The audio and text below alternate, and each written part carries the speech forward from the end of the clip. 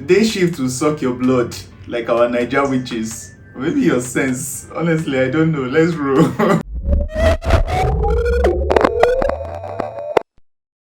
Day Shift is directed by J.J. Perry and it stars Jamie Foxx, Snoop Dogg, Megan Good, and Carla Souza, who plays the antagonist. Now, the interesting thing about Carla Souza is when I saw her in this movie, in my mind I was like, I know this lady from somewhere, but I guess I was just feeling too lazy to Google it. But after watching it, I Googled it and I remembered. Do you guys remember How to Get Away with Murder? Yep, she starred in it. And it turns out that How to Get Away with Murder was like 5 or 6 seasons. I think I stopped somewhere around season 4. Did you guys finish it? How did it end? I don't think it would be a spoiler at this point, so let me know in the comment section if you did. But yeah, this is the movie, and the entire premise of the movie, it's a vampire kind situation thing. So it's a horror comedy, something like that. There are a lot of nice action set pieces which you guys have definitely seen in the trailer, and if you haven't, it's there in the trailer. So there is stuff to draw you in. Now, about the story and the entire premise itself, our main character Bob Jablonski, played by Jamie Foxx, is a vampire hunter who is on the verge of losing his family. So he's divorced and his wife wants to move to another city with his child. So right now he's trying his best to put things together in place for her to be able to stay in a city, California, with him.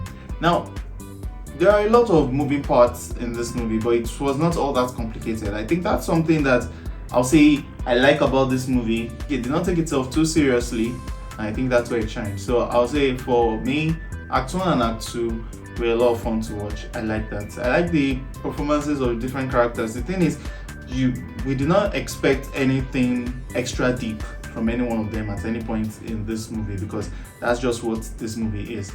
Jamie Foxx's character Bob, his relationship with his daughter was also very cute and nice to watch, and of course she has a sharp tongue, which is something that is expected of, I guess, a child of someone like that, because he also has a sharp tongue. He's quick with his words, he knows his way around, and is smart. So yeah, the apple did not fall even 5 centimeters away from the tree. So that was a good thing about this movie that I did like.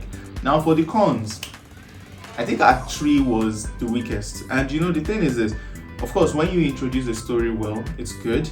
Act 2 is that part in your movie or your series or whatever form of story you're telling that could still be weak, even though it shouldn't be. But see, Act 3, which is the climax, should also be strong, maybe even much stronger than your Act 1.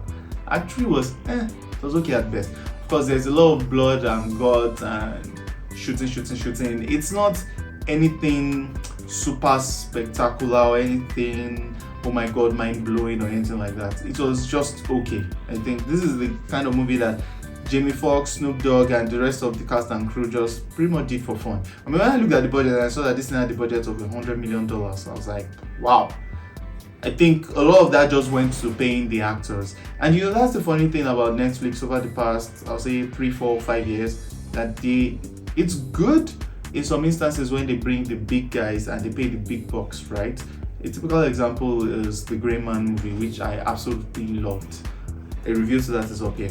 But then for this one, to be honest, yes, Jamie Foxx, Snoop Dogg, and all these other guys were good to have. But if this movie had the same number of people, the same characters rather, as different B-list actors or something, but just actors that are good, I think it would still be the same thing. So I wouldn't have seen that much of a difference, if you know what I mean. You know, like Jamie Foxx in Django Unchained, for example. That Django Unchained Jamie Foxx was legit. I mean, I could not think of that many people that would play that role as well as Jamie Foxx. So that's what I'm trying to say. So overall, I will not watch this movie again. That much I know, right? It did not feel like a total waste of my time. It's just something you watch to pass the time. So something like that. If you don't have any other things to watch and you want to watch it, yeah, you can use that to pass the time. And honestly, if you had no plans of watching this movie and you came to this review, well, thank you for watching this far.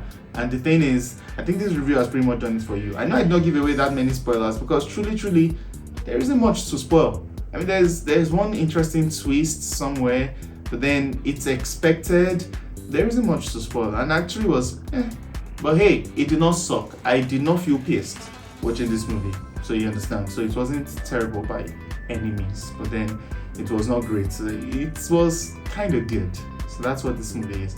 Overall, as a rating, it gets a 4.5.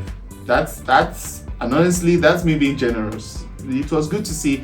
I love seeing Snoop Dogg mess around. I love seeing Jamie Foxx do his thing. I love seeing all these other people do their thing. And Carla wasn't a bad antagonist, but hey, you work with what you have. And that's it for this review. If you love what you watch, don't forget to check out this video or this video next to see some of our other dope reviews on the channel. It's been Tech for GVN. Live long and prosper.